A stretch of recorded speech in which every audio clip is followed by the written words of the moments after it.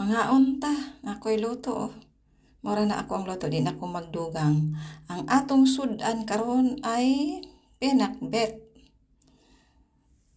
Klase-klaseng gulay na siya, nagigisa.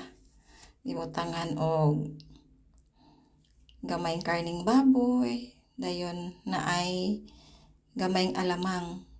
Klase-klase na siya nga gulay, kalabasa, okra, ampalaya, sitaw.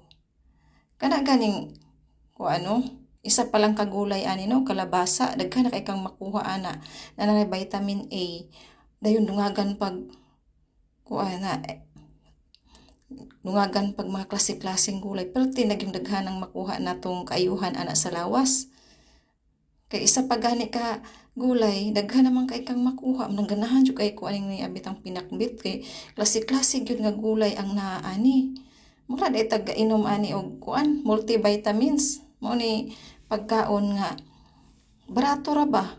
Dayon di na ta kinahanglan moadtog mga butika-butika kay mopalit og mga vitamins nga unsa-unsa pa nang mga vitamins din ha nga gipang preserve man na siya oy. Murag naman ay mga side effect siguro. Kaon na lang tag gulay. Magpinakbit na lang ta kay daghan kay tag makuha ani. Klase-klase gong gulay. Mga unta. Mao na siya pinakbit. Nao. Dungagan pa nato kay gutom kay gikan sa lakaw. Munang kaon jud ta anig daghang gulay aron natay pang atrakas atong mga trabaho, mga lakaw. Unsa pa din ha naatay pang laban sa atong mga trabaho kada adlaw. Mao nay akong sudan.